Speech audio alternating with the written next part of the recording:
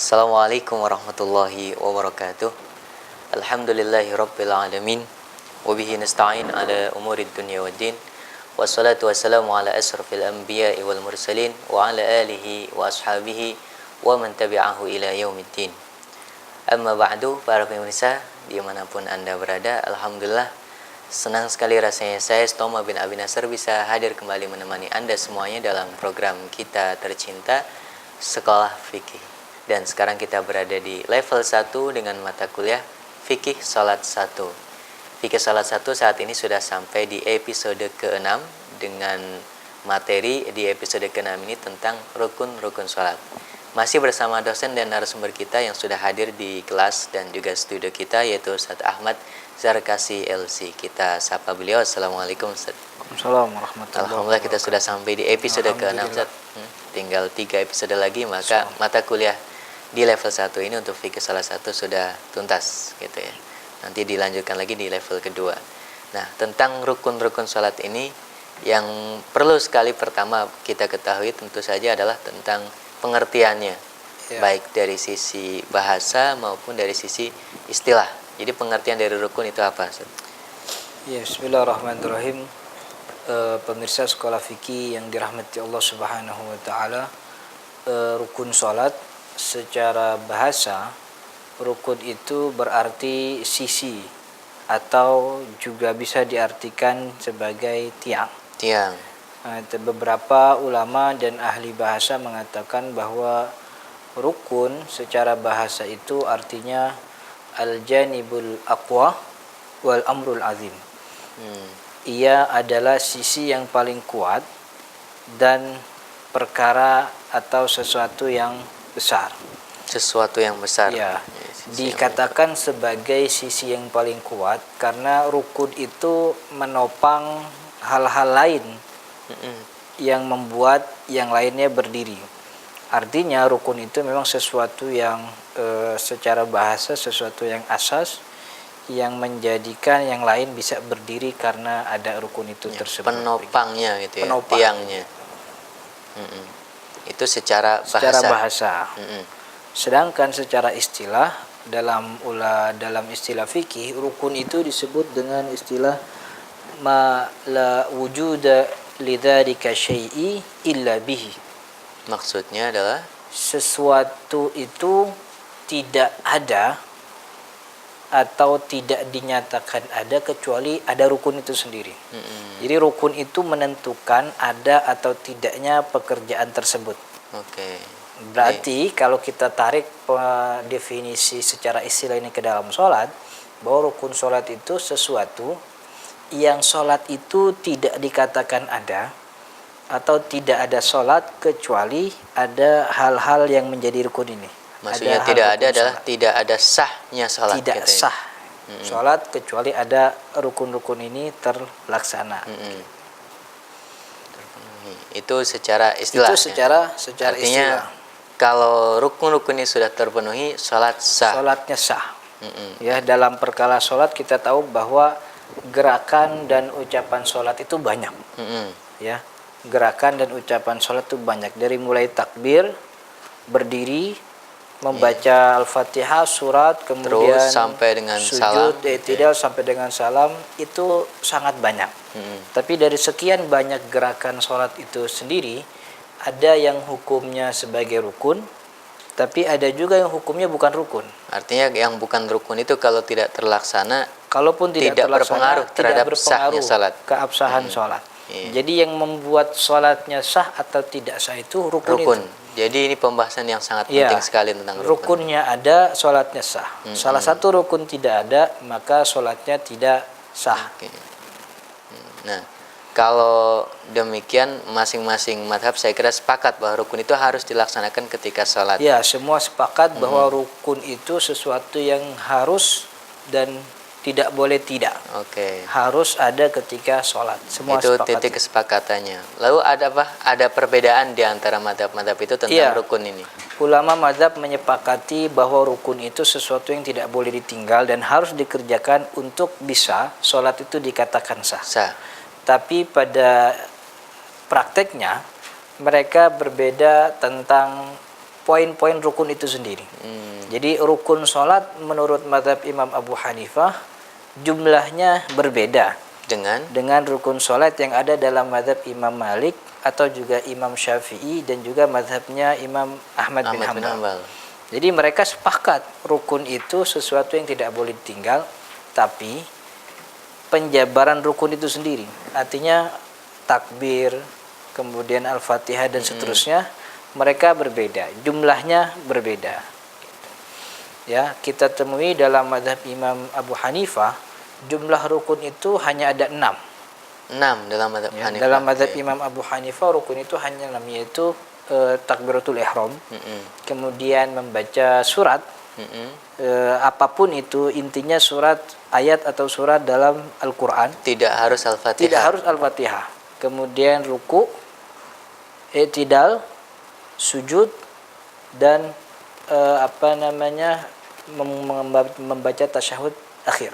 Itu rukun di dalam Itu mazhab rukun. Hanafi. Dan dari sekian mazhab, artinya dari 4 mazhab ini, mazhab Imam Abu Hanifah yang punya rukun sholat paling sedikit Di antara mazhab di yang antara ada. mazhab yang Cuma lain. 6. Cuma 6. Kalau kita beralih ke Maliki. mazhab Imam Malik, mazhab Maliki rukunnya hampir mirip sebagaimana yang kita laksanakan saat ini. Kebanyakan orang Indonesia yang bermazhab Syafi'i, rukun sholat dalam mazhab Imam Malik itu ada 14 poin. Dari mulai niat, takbir, terus sampai pada tahiyat akhir dan salam.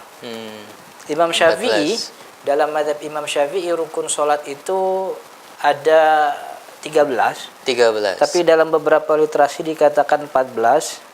Ada juga yang mengatakan 17. Jumlahnya berbeda-beda dalam satu mazhab itu.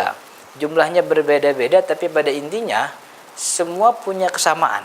Jadi yang mengatakan bahwa rukun sholat itu 13, ya kita tahu di antara rukun sholat itu ada i'tidal, ada ruku, ada sujud.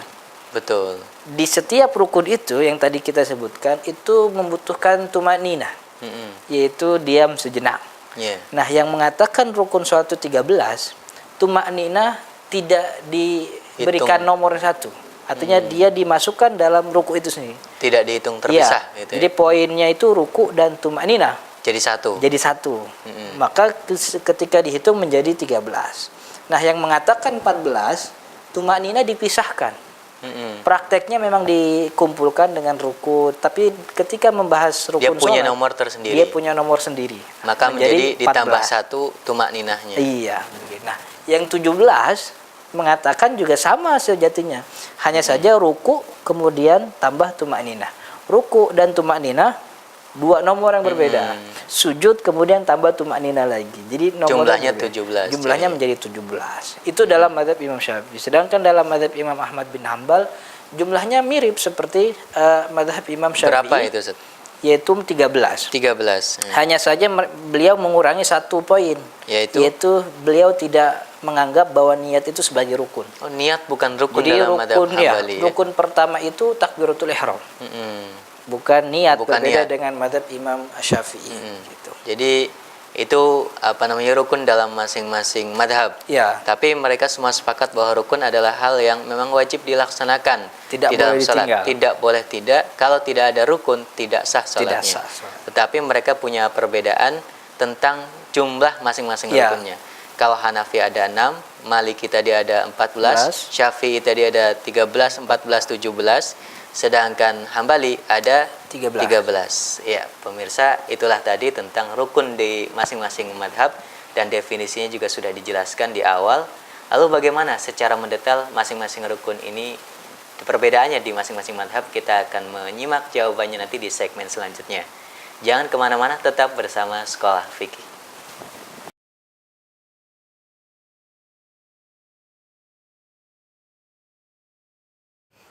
Pemirsa, kembali lagi bersama Sekolah Fikih, dan kita sekarang sudah sampai di segmen yang kedua. Di segmen pertama tadi kita sudah berbicara tentang definisi tentang rukun, dan sekarang kita mulai masuk pembahasan secara mendetail tentang rukun-rukun di dalam salat itu sendiri. Pertama adalah pembahasan tentang niat, karena itu adalah salah satu rukun di beberapa madhab yang ada tadi disebutkan gitu ya. Nah, niat itu yang dimaksud di dalam rukun salat maksudnya adalah membaca usolli dan seterusnya itu ya Ustaz? Bukan. Bukan. Jadi niat itu bukan usolli. Usolli juga bukan niat. Usolli itu lafadz dari niat. Lafadz bukan niat tapi Bukan. lafadz daripada niat. Ya usolli bukan rukun tapi niat yang rukun. Jadi Bedanya antara lafadz dengan niat itu sendiri Ustaz? Niat itu tidak punya lafadz atau redaksi tertentu. Kita tidak dapati dalam teks syariah bahwa ada redaksi niat tertentu, tidak ada.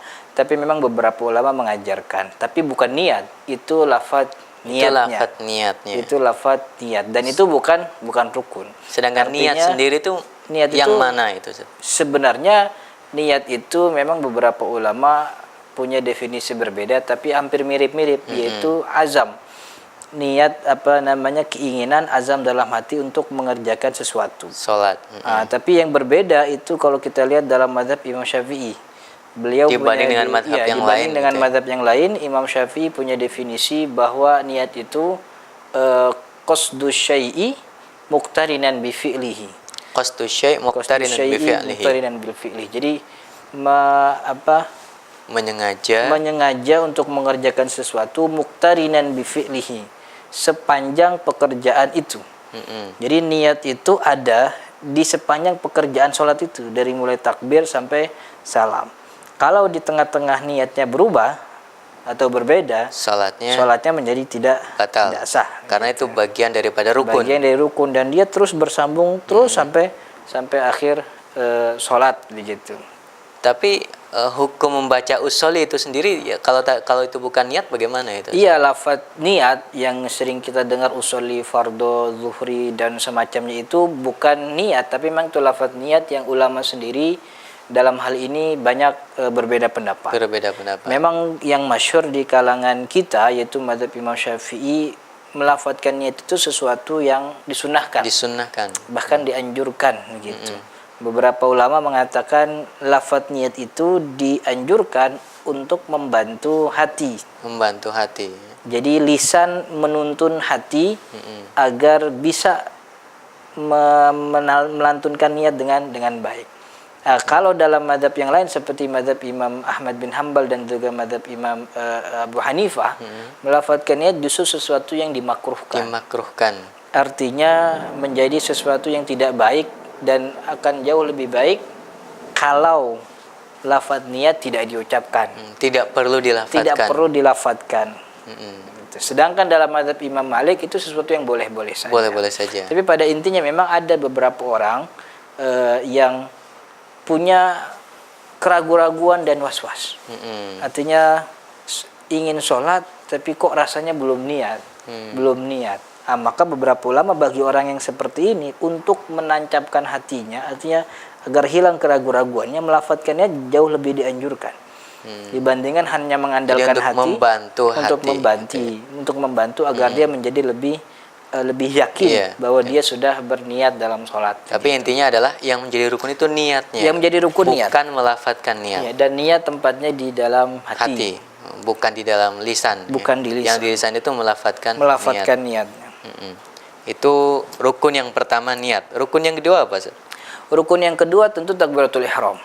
Dan takbiratul ihram ini adalah kesepakatan semua mazhab bahwa takbiratul ihram ini adalah rukun. Dan takbiratul ihram itu dengan seorang muslim ketika sholat mengucapkan kalimat takbir. Itu Allahu Akbar untuk membuka sholatnya. Takbiratul ihram itu angkat kedua tangan itu ya? Takbiratul ihram itu lafadz itu. Takbiratul ihram Allahu Akbar. Lafadz takbir itu ya. Sedangkan mengangkat tangan bukan rukun sholat. Bukan takbir juga. Justru itu masuknya dalam kategori sunnah sholat yang nanti akan kita bahas. Kalau sholat tanpa mengangkat tangan sah-sah saja. Sholat tanpa mengangkat tangan sah-sah saja. Karena itu bukan rukun. Rukunnya adalah takbir. Allahu Akbar di awal. Ya, jadi dalam hadis disebutkan bahwa wa tahrimuhu at-takbir. Salat itu tahrimnya yang membuat haram, artinya ketika sudah takbir segala sesuatu menjadi haram kecuali pekerjaan-pekerjaan salat. Yaitu takbir. Rasul tidak mengatakan wa tahrimuha raf'ul yadaini. Tapi Nabi mengatakan tahrimuha at-takbir. Jadi awal pekerjaan setelah niat itu adalah takbir itu ya, Allahu Akbar. bukan angkat tangan itu. Iya. Mm-mm. Itu apakah ada perbedaan pendapat di kalangan para ulama tentang takbiratul ihram? Sejatinya tidak ada. Artinya Tidak memang ada. semua sepakat bahwa itu rukun, sesuatu yang harus dan tidak boleh ditinggalkan. Ya, semuanya harus mengucapkan takbir ketika memulai sholat, gitu ya. Itu takbir, niat, takbir. Yang ketiga setelah niat dan takbir rukunnya adalah Yaitu berdiri. berdiri. Dan perlu diketahui bahwa berdiri ini menjadi rukun sholat memang ma'al kudroh, bagi yang mampu. Artinya yang tidak mampu sholat dalam keadaan berdiri, dia boleh duduk. Boleh duduk. Ya, dalam hadis Nabi kita dapati bahwa Nabi mengatakan sholli qa'ima fa in lam tastati fa qa'ida. Kalau sholatlah kamu dalam keadaan berdiri, dan kalau kamu tidak mampu fa qa'ida, maka duduk. Boleh duduk. Boleh duduk. Dan terus kalau memang tidak bisa duduk, berbaring miring. Berbaring. Kemudian terus sampai, artinya memang berdiri itu rukun bagi yang mampu. Dan dengan catatan juga bahwa berdiri bagi yang mampu ini memang dalam sholat wajib. Oh, rukun tetapi dalam sholat wajib. Tapi dalam sholat wajib. Kalau dalam sholat sunnah? Sholat sunnah boleh tidak berdiri. Bukan boleh rukun. Duduk, bukan rukun. Bukan rukun. Ya, kita dapati dalam Sahih Al-Bukhari bahwa dulu Nabi pernah melakukan sholat di atas punggung untanya, di atas tunggangannya. Tentu kan tidak bisa orang sholat di atas tunggangannya dalam keadaan berdiri. Tapi Nabi kemudian faida aradal faridoh, ketika dia ingin sholat fardu, dia turun. Dia turun dari tunggangannya, berdiri, kemudian menghadap kiblat. Nah, kemudian ulama menetapkan, oh berarti yang namanya berdiri ini kalau sholat wajib. Wajib saja. Sedangkan sholat yang nafilah, yang sunnah tidak ada masalah kalau tidak berdiri, begitu. Tidak ada masalah ketika tidak berdiri gitu ya. Tapi misalnya posisi berdirinya itu karena capek atau lelah, bukan karena tidak mampu. Ini imamnya kayaknya bacanya lama di sholat isya, sambil bersandar gitu, boleh nggak Ustaz? Beberapa ulama dalam hal berdiri dengan bersandar mengatakan bahwa itu sesuatu yang haram. Artinya berdiri itu ya berdiri tegak tanpa sandaran. Tapi kalau kita dapati dalam mazhab Imam Syafi'i, berdiri dengan sandaran itu sesuatu yang makruh. Artinya dia mengamalkan itu tidak berdosa. Tapi justru tentu mengurangi pahala ibadah sholatnya. Gitu. Itu tentang rukun berdiri. Tadi kita sudah niat mau takbir berdiri, dan selanjutnya setelah berdiri itu ya membaca Al-Fatihah, mungkin ya. Surat Al-Fatihah. Membaca surat Al-Fatihah. Membaca surat Al-Fatihah ini rukun sholat, tapi pada dasarnya tidak semua menyepakati bahwa Al-Fatihah itu sebagai rukun sholat. Diperselisihkan tentang kerukunannya. Dalam mazhab Imam Abu Hanifah justru yang rukun sholat itu bukan Al-Fatihah, tapi ayat dalam Al-Quran. Jadi apapun ayatnya, apapun yang dia baca, asal itu dari Al-Quran, ya Al-Fatihah atau bukan Al-Fatihah, sholatnya tetap sah. Berbeda dengan mazhab selain Imam Abu Hanifah, mazhab Imam Malik, mazhab Imam Syafi'i, dan juga Imam Ahmad bin Hambal. Kalau memang tidak tidak ada Al-Fatihah, gugur sholat. Intinya perbedaannya hanya Hanafiyah dengan Jumhur dan selain Hanafiyah. Oke, kita cukup sampai di Al-Fatihah dulu, Ustaz. Nanti kita akan lanjutkan pada rukun berikutnya di segmen yang ketiga. Para pemirsa, tetap bersama Sekolah Fikih, jangan kemana-mana karena kita masih melanjutkan pembahasan tentang rukun-rukun salat. Nanti setelah rukun Al-Fatihah mungkin ada ruku, sujud, dan seterusnya. Tetap bersama Sekolah Fikih.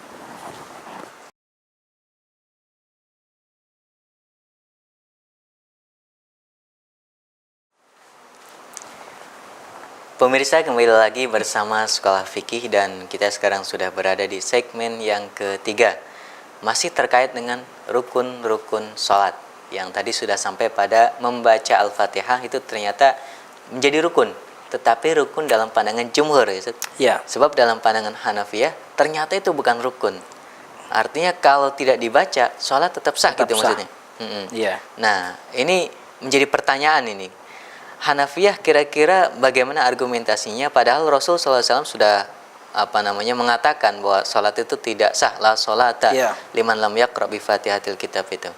Iya, para pemirsa Sekolah Fikih yang dirahmati Allah Subhanahu wa taala, memang Nabi Muhammad SAW mengatakan bahwa la sholata liman lam yaqra bi Fatihatil Kitab.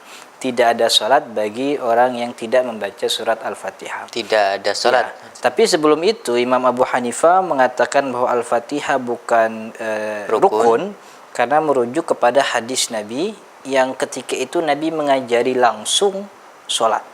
Nabi langsung mengajari seorang Arabi atau Arab Badu yang datang ke Masjid Nabawi kemudian sholat. Tapi sholatnya ringkas, cepat. Maka Patas. Nabi memanggilnya untuk mengulang lagi. Setelah salam dipanggil. Ya, setelah salam dipanggil sampai Arabi itu mengulang 2 kali, 3 kali, sholatnya belum benar. Sampai ketiga kalinya beliau mengatakan pada Nabi, ya Rasulullah, wallahi inni la uhsinu illa hadza. Saya tidak bisa sholat lebih bagus lagi selain yang tadi. Yang tadi itu yang sudah yang paling bagus, bagus begitu. Maka kemudian Nabi minta mengatakan, diajari gitu ya. Nabi langsung mengajarkan kalau kamu sholat fakabbir, takbir.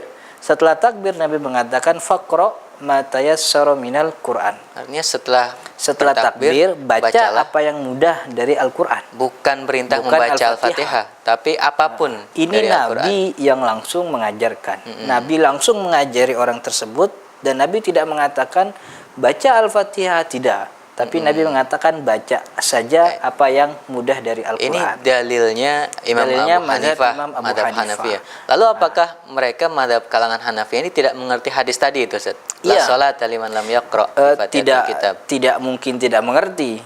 Ulama madhab tidak mungkin tidak mengerti hadis. Toh mereka juga ahli hadis semua. Ahli hadis juga. Yang dimaksud la sholata liman lam yaqra bi Fatihatil kitab dalam pandangan madhab Imam Abu Hanifah itu, la sholata di situ bukan tidak sah, tapi sholatnya tidak sempurna.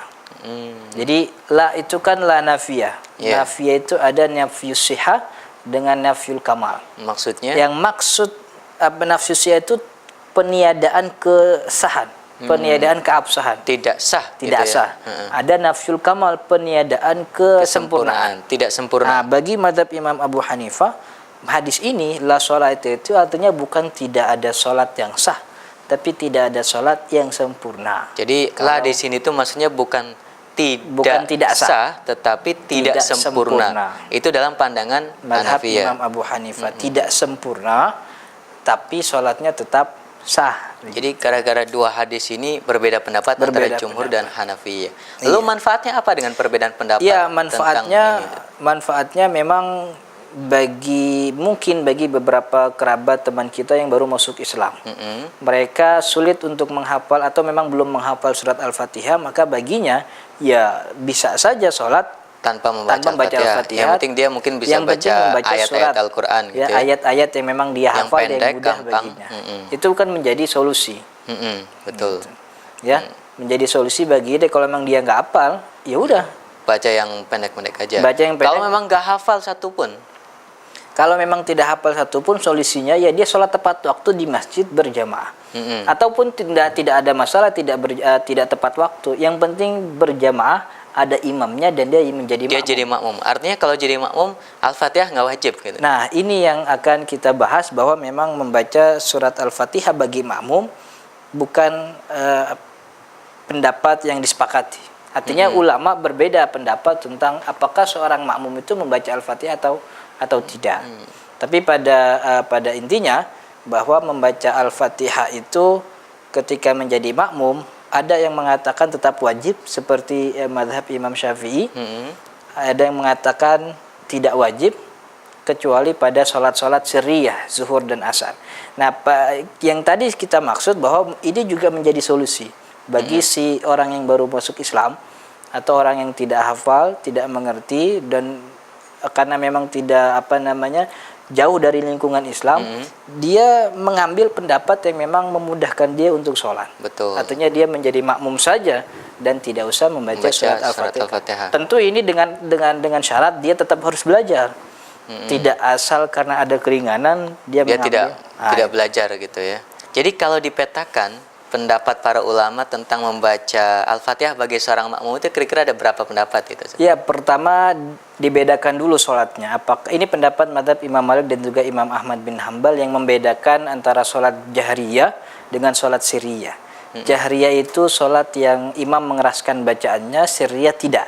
Seperti sholat zuhur dan asar. Nah, pandangan dua mazhab ini, mereka berdua mengatakan bahwa kalau dia menjadi makmum pada sholat zuhur dan asar atau siriyah, dia wajib baca Al-Fatihah. Karena dia tidak mendengar Al-Fatihahnya imam. Dia tidak mendengar Al-Fatihah imam. Dan kalau dia menjadi makmum pada sholat isya, subuh atau maghrib yang mana imam membaca surat Al-Fatihah dengan keras, dia tidak wajib membaca surat Al-Fatihah. Dalam hadis kita dapati kata Nabi Muhammad SAW, man kana lahu imam fa qiraatul imami qiraatun lahu. Ini hadis yang menjadikan dasar bahwa bagi mazhab Imam Ahmad dan juga Imam Malik bahwa kalau kita punya imam, bacaan imam itu bacaan kita juga. Jadi kita sudah terwakili oleh imam, maka sudah tidak perlu lagi baca surat Al-Fatihah. Ini yang pertama. Sedangkan yang kedua itu pendapat mazhab Imam Al-Hanafiyah. Beliau mengatakan mutlak makmum tidak baca. Ya, baik sirriyah ataupun jahriyah begitu. Karena memang Al-Fatihah bukan dalam pandangan rukun. mereka bukan rukun. Kalaupun dalam jahriyah begitu, ini menjadi menjadi kontradiktif karena kata Allah Subhanahu wa taala, wa idza quri'al qur'anu fastami'u lahu wa ansitu. Kalau imam baca dengerin. Fokus, bukan malah baca Al-Fatihah. Itu yang kedua, Yang ketiga? Sedangkan yang ketiga yaitu pendapat mazhab Imam Syafi'i. Mereka mengatakan bahwa yang namanya makmum apapun sholatnya tetap wajib membaca surat Al-Fatihah. Baik dikeraskan imamnya ataupun dipelankan. Baik sendiri maupun jadi makmum atau jadi imam. Pokoknya mutlak bacaan Al-Fatihah itu wajib dibaca. Dan rukun. Dan kalau dia tidak baca, batal sholatnya. Jadi ada 3 pendapat dalam membaca Al-Fatihah bagi seorang makmum, yaitu mutlak wajib baca, yaitu Syafi'iyah. Sedangkan Malikiyah dan Hanabilah itu dipetakan gitu ya. Kalau di salat sirriyah wajib baca, tapi di salat jahriyah karena dia mendengarkan imam, maka tidak perlu untuk membaca. Sedangkan Hanafiyah tidak wajib baca sama sekali. Ya, itu masih ada lagi nih sebenarnya kita belum bicara tentang dalilnya mazhab Imam Syafi'i. Nah, nanti akan antum jelaskan lagi di segmen berikutnya. Para pemirsa, jangan kemana-mana, kita masih melanjutkan tentang rukun yang sangat amat penting ini, yaitu tentang membaca Al-Fatihah nanti di segmen yang keempat. Tetap bersama Sekolah Fikih.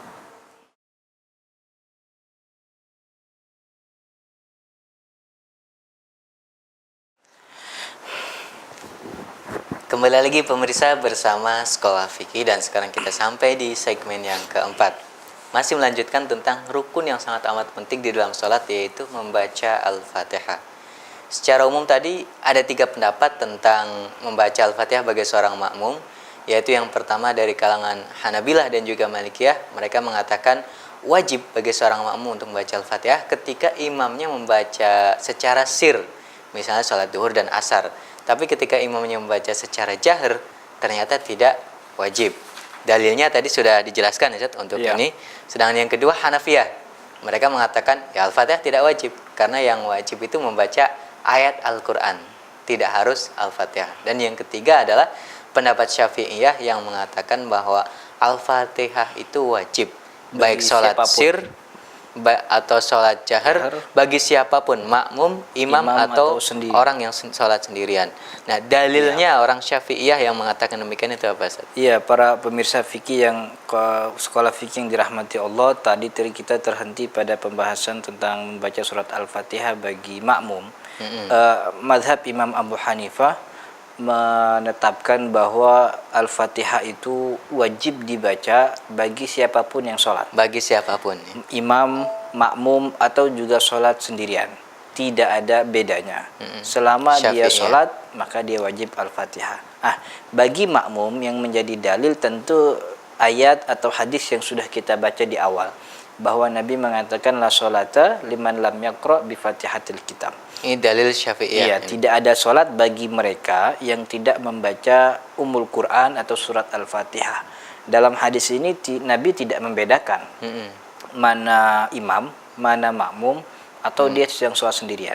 Siapapun yang sholat masuk dalam hadis ini. Wajib untuk membaca Al-Fatihah. Kemudian hadis tentang ini banyak sekali, banyak sekali. Dalam riwayat Imam Al-Baihaqi misalnya, bahwa Nabi mengatakan la tujzi'u sholatu rajulin malam yaqra bi ummil Quran atau kama qala sallallahu alaihi wasallam. Intinya memang Tidak sah banyak.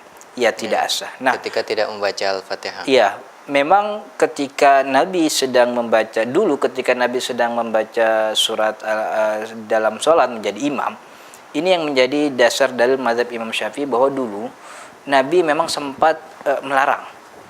Awalnya ketika Nabi sedang sholat, kemudian Nabi mendengar ada beberapa sahabat di belakangnya yang berisik yang seperti seakan mengganggu bacaan Nabi. Para makmum itu membaca gitu ya. Kemudian Nabi setelah sholat bertanya, kenapa kok berisik? Gitu. Kemudian para sahabat mengatakan kita membaca surat Al-Fatihah. Lalu Nabi mengatakan kalau memang Al-Fatihah tidak ada masalah. Yang tidak boleh bukan Al-Fatihah. Artinya jangan baca di belakang imam kecuali surat Al-Fatihah. Nabi membolehkan. Secara tegas mengatakan yang nggak boleh dibaca itu surat selain Al-Fatihah. Gitu kalau surat Al-Fatihah boleh dibaca. Nah, tentang kaitan dengan ayat Allah Subhanahu wa taala fa idza quri'al Qur'anu fastami'u lahu wa ansitu, kalau sedang dibacakan Al-Qur'an kita harus fokus dengarkan. Maka dalam hal ini ketetapan mazhab Imam Syafi'i memang mewajibkan para makmum membaca surat Al-Fatihah. Tapi bacanya itu setelah imam membaca surat Al-Fatihah itu sendiri. Jadi ketika imam tidak berbarengan. Ketika imam sedang selesai baca surat Al-Fatihah, imam yang mengerti, memang beberapa imam yang mempelajari fikih mazhab Imam Syafi'i sudah akan paham ini. Mereka diam sejenak, memberikan jeda. Memberikan kesempatan beberapa detik agar makmum membaca Al-Fatihah sebelum nanti akhirnya beliau meneruskan bacaan surat agar si makmum sudah selesai dan bisa mendengarkan. Jadi sepertinya memang mazhab Imam Syafi'i memakai metode al-jama'. Jadi mengumpulkan beberapa hadis lalu timbul kesimpulan bahwa imam atau makmum tetap wajib baca Al-Fatihah, tapi dengan menunggu imam terlebih dahulu. Karena kalau dia tetap baca sedangkan imam baca, jelas ini melanggar. Ini terkait makmum, pokoknya wajib membaca Al-Fatihah bagi dalam pandangan Syafi'iyah. Kalau misalnya dia makmum masbuk, apakah dia juga wajib membaca Al-Fatihah? Iya, ini yang dikecualikan. Jadi makmum masbuk baca Al-Fatihah, tapi baca sesampainya. Artinya begini, ketika dia masuk tentu dia baca Al-Fatihah. Tapi ketika baru mungkin ayat kedua, ayat ketiga, Ar-Rahmanir-Rahim Maliki Yaumiddin, tiba-tiba makmum sudah ruku, ya ikuti ruku. Ikuti imam ruku. Gitu ya. Jadi bagi masbuk ini mendapat pengecualian. Jadi pengecualian bahwa memang dia membaca secukupnya, dia sampai saja begitu. Kalau misalnya memang tidak mendapati Al-Fatihah satu ayat pun, karena imam ternyata pada saat dia datang sudah takbir intikal ke ruku. Ya, ini juga termasuk yang dikecualikan. Karena dalam hadis disebutkan fa idza adraka rak'ah faqad adrakas shalah. Fa idza adraka, dalam hadis lain fa idza adraka ruku faqad adraka rak'ah. Jadi kalau dia sudah mendapati ruku, artinya memang dia datang, imam sudah ruku dan dia datang kemudian langsung ruku. Dia sudah terhitung dapat satu rakaat. Artinya Al-Fatihah di rakaat tersebut gugur. Iya, sebenarnya bukan gugur, tapi sudah diwakilkan. Dan orang yang masbuk seperti ini mendapat setidaknya pengecualian dibanding mereka yang ikut imam sejak awal. Pengecualian karena ada teks hadis yang mengecualikan itu. Oke, artinya Fatihah memang merupakan kewajiban rukun di dalam salat dalam mazhab Syafi'iyah dalam kondisi apapun. Pengecualiannya adalah ketika dia masbuk dan hanya mendapati imam pada saat ruku. Tapi kalau itu sudah mendapatkan satu rakaat walaupun nggak baca Fatihah. Kalau mendapatkannya pada saat i'tidal, tentu tidak dapat rakaat. Berarti ruku itu yang jadi patokannya. Iya, yang jadi patokan tuh dia dapat ruku imam sempurna. Bukan orang imam sudah i'tidal dia masuk menjadi sebenarnya tidak menjadi percuma. Dia tetap dapat sholat, tapi rakaat itu dia tidak dihitung. Karena hitungan rakaat itu dari ruku. Selama tidak dapat ruku, tidak dapat rakaat. Jadi itu tadi tentang bacaan Al-Fatihah wajib bagi makmum atau tidak, ada 3 pendapat Masih terkait Al-Fatihah ini, Ustaz. Ya. Masih di rukun yang sangat amat penting ini, yaitu kasus tentang membaca Al-Fatihah dengan bismillah atau tidak. Sebab dalam beberapa tempat ada masjid yang imamnya Iya. membaca Al-Fatihah, bismillahnya dikeraskan, tapi di masjid-masjid yang lain ada yang sama sekali tidak membaca atau mungkin membaca pelan dan sebagainya gitu. Jadi sebenarnya hukumnya seperti apa?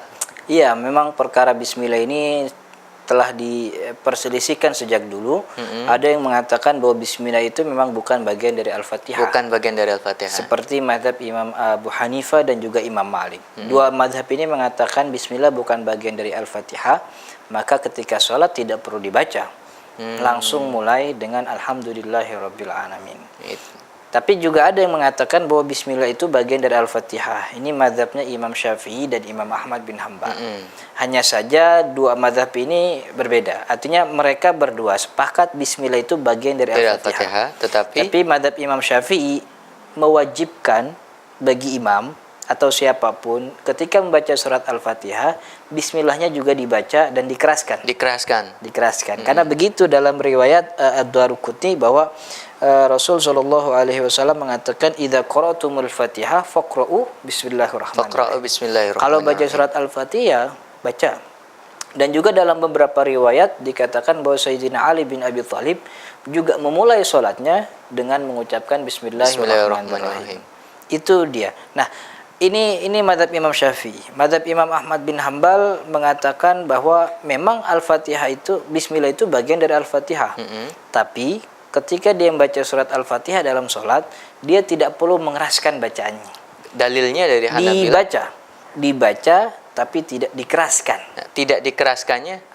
Karena kita dapati dalam beberapa riwayat bahwa Sayyidina Abu Bakar, Sayyidina Umar, Sayyidina Utsman bin Affan dan juga Sayyidina Ali kanu yaftatihuna al-qira'ata bilhamdulillahirabbil alamin. Mereka membuka salatnya dengan bacaan alhamdulillahirabbil alamin. Tidak dengan bismillah. Jadi intinya adalah membaca bismillah itu ada dua pendapat. Hanafiyah dan Malikiyah sepakat itu bukan bagian dari Al-Fatihah sehingga tidak perlu untuk dibaca. Syafi'iyah dan Hanabilah sepakat itu bagian dari Al-Fatihah. Hanya saja dalam Syafi'iyah harus dibaca keras, dalam Hanabilah tidak perlu. Boleh dibaca secara pelan mungkin saja. Beberapa masjid mengikuti pendapat mazhab Imam Ahmad bin Hanbal itu. Ya, pemirsa, itu terkait dengan Al-Fatihah. Tentu masih banyak rukun di dalam salat selain Al-Fatihah dan sebelumnya tadi yang akan kita lanjutkan lagi dalam segmen berikutnya, di segmen terakhir, segmen kelima. Maka tetap bersabar di tempat duduk Anda untuk mengikuti segmen yang kelima. Tetap bersama Sekolah Fikih.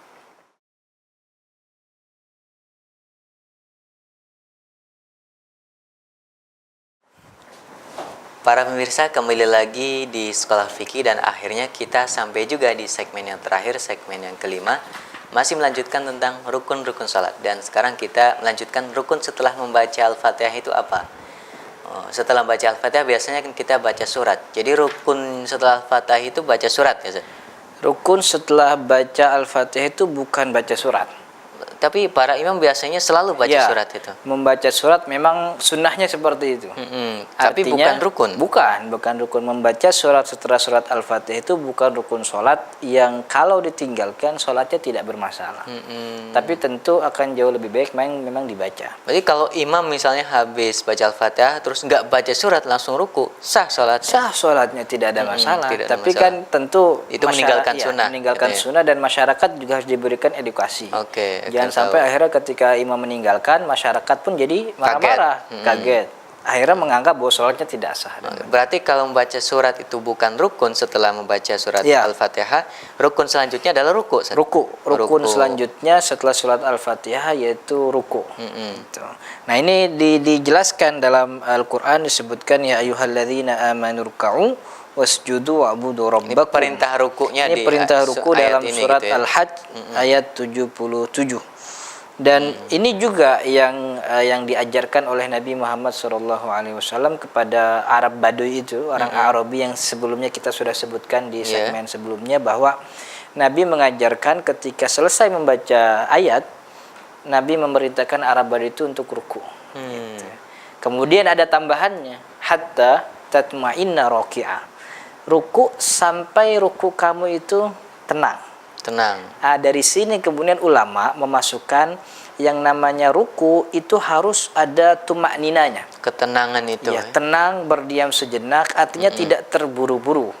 Maka itu dia, ruku memang ruku, artinya ruku itu disebut ruku kalau ada tumak ninanya. Artinya kalau hanya ruku saja tanpa tumak nina, ulama mengatakan tidak sah. Tidak sah. Kenapa? Karena tumak nina itu bagian dari ruku. Rukun juga. Rukun juga. Rukun ketika melakukan ruku. Maka orang yang asal sholat begitu sudah dipastikan sholatnya tidak sah begitu ya. Ini Nabi pernah mengatakan kepada salah satu sahabat bahwa aswa'un nasi sarqatan alladhi yasriqu min sholatihi, bahwa ada orang yang pencurian yang paling jelek, buruk, yang paling gitu jelek ya? dalam sholat. Kemudian sahabat bertanya, ya Rasul, siapa yang mencuri dalam sholat itu? Beliau mengatakan, qala la yutimmu ruku'aha wala sujudaha wala khusyu'aha. Dia tidak sempurna rukunya, artinya rukunya hanya secepatnya gitu ya. Begitu juga Arabi yang tadi, bahwa Nabi melihat Arabi itu sholatnya sangat cepat sehingga memintanya untuk mengulangi sholatnya. Itu bukti bahwa memang yang namanya tumak nina dalam ruku itu merupakan rukun yang tidak boleh terpisah. Artinya ketika ruku ya dia tenang, berdiam sebentar, jangan langsung berdiri i'tidal. Jadi yang dimaksud dengan ruku itu gerakannya itu ya? Gerakannya itu. Kalau bacaannya termasuk dalam ruku atau bukan? Bacaan ruku itu bukan rukun sholat. Bukan rukun sholat. Artinya kalaupun kita hanya ruku saja tanpa baca, sah-sah saja. Sah-sah saja. Sholat kita sah, tidak ada masalah. Itu sunnah hukumnya. Itu sunnah. Jadi bacaan ruku itu sunnah. Bacaan ruku itu sunnah. Nah, yang kita kenal begitu ya, bacaannya memang membaca subhana rabbiyal azimi wa bihamdi. Memang ada bacaan lain selain bacaan itu, Ustaz? Sebenarnya bacaannya intinya Nabi memerintahkan kita untuk mengagungkan Allah. Jadi kalimat-kalimat itu bertasbih, ya kalimat tasbih itu kan sudah diwakili dengan subhana rabbiyal azimi wa bihamdi, dan itu yang memang diajarkan kepada kita dari Nabi Muhammad sallallahu alaihi wasallam. Atau juga ada doa yang agak panjang di dalam ruku ya, selain subhana rabbiyal azim. Misalnya seperti yang kita dapati di sini bahwa Allahumma laka raka'tu wa bika amantu wa laka aslamtu khasha'a laka sam'i wa basari wa mukhi wa azmi wa mastaqallat bihi qadami. Ya Allah, ini doa, ya Allah, untukmu aku ruku, kepadamu aku beriman, kepadamu aku berserah diri, pendengaranku, penglihatanku, otakku dan tulangku serta kakiku khusyuk kepadamu. Ini memang bacaannya panjang dan tidak lazim begitu ya. Yang lazim memang subhana rabbiyal azim itu. Subhana rabbiyal azimi wa bihamdi. Tetapi apakah jumlah membaca ini walaupun hukumnya sunnah tadi subhana rabbiyal azim membacanya itu harus 3 kali misalnya, Ustaz? Sebenarnya tidak harus 3 kali. Harus 3 kali. Tapi dalam mazhab Imam Syafi'i memang disunahkan mengulang 3 kali. Bahkan boleh juga sampai 7 kali, 9 atau bahkan 11 kali. Minimal angka-angkanya harus ganjil jumlahnya. Angkanya gitu harus ganjil. Ya. Tapi pada intinya sekalipun sudah cukup untuk dikatakan rukunya sah atau bacaannya juga sah. Oke. Apa namanya itu ruku. Gitu ya. Apakah kalau tadi kan bacaannya tasbih subhana rabbiyal azim dan tadi ada doanya juga. Kalau membaca Al-Qur'an di dalam ruku ini gimana? Iya, membaca Al-Qur'an ketika ruku ada hadis dalam riwayat Imam Muslim itu menunjukkan larangan ya, dari sahabat Ali bin Abi Thalib. Beliau mengatakan, nahani Rasulullah sallallahu alaihi wasallam an qiraatil Qur'an wa ana raki'un aw sajidun. Nabi melarang saya, kata Sayyidina Ali, Nabi melarang saya untuk membaca Al-Qur'an ketika aku ruku dan juga sujud. Maksudnya larangannya bukan hanya kepada Sayyidina Ali, tapi justru kepada umatnya juga begitu. Jadi ini perintah umum kepada larangannya umum kepada siapapun untuk tidak membaca Al-Qur'an pada saat ruku. Jadi ini larangannya jelas bahwa ketika ruku jangan kita membaca Al-Qur'an. Baca tasbih.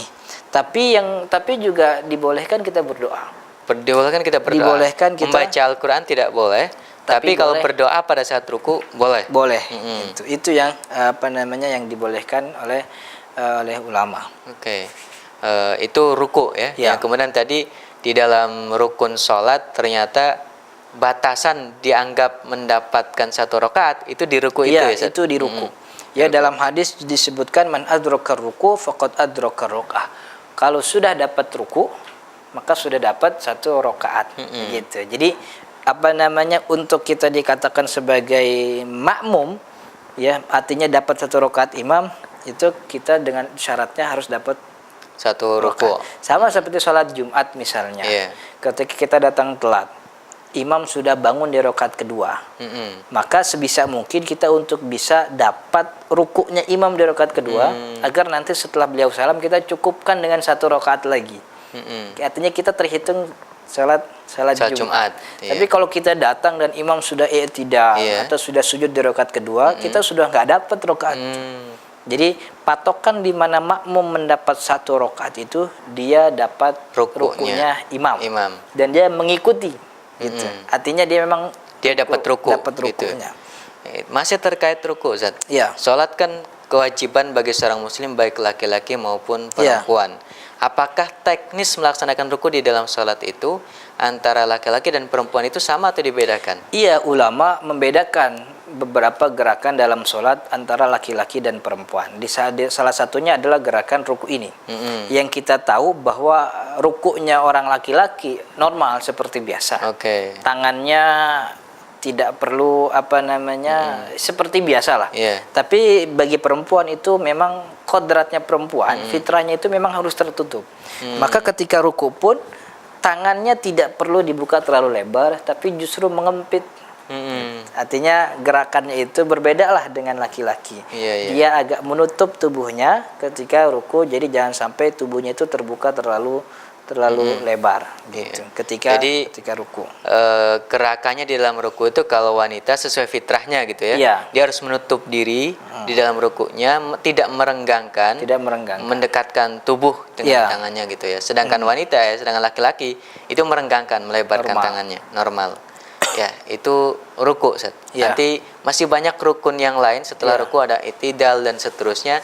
Tapi sayang sekali kita harus memutuskan episode tentang rukun-rukun salat ini di episode yang ke-6 ini ya. Nanti di episode ke-7 kita perlu lanjutkan lagi. Sebab rukun itu masih banyak pembahasannya. Tentu perlu penjelasan lebih mendetail. Para pemirsa, sayang sekali karena waktunya terbatas, kita putuskan pembahasan tentang rukun-rukun salat ini sampai pada pembahasan tentang ruku. Tentu masih ada i'tidal, sujud, kemudian tahiyat dan seterusnya yang juga merupakan bagian daripada rukun menurut beberapa madhab yang ada. Bagaimana perbedaan di antara mereka? Simak penjelasannya nanti di episode ke-7, lanjutan dari episode rukun-rukun salat, di rukun-rukun salat yang kedua. Akhirnya, bagi Anda para pemirsa yang belum tergabung dengan program Sekolah Fikih ini, kami persilakan untuk melakukan registrasi dengan mengunjungi website kami www.sekolahfikih.com. Dan bagi Anda para mahasiswa yang sudah terdaftar menjadi mahasiswa sekolahfikih.com di Sekolah Fikih, kami persilakan juga untuk mengerjakan soal-soal latihan yang sudah disediakan untuk episode rukun-rukun salat ini. Dan akhirnya saya Somo Ibn Abi Nasr beserta juga Ustadz Ahmad Sarkasi LC, narasumber kita di mata kuliah Fikih Salah Satu ini, beserta seluruh kru dan kerabat kerja yang bertugas, mohon undur diri dari hadapan Anda semuanya. Saksikan terus Sekolah Fikih. Wassalamualaikum warahmatullahi wabarakatuh.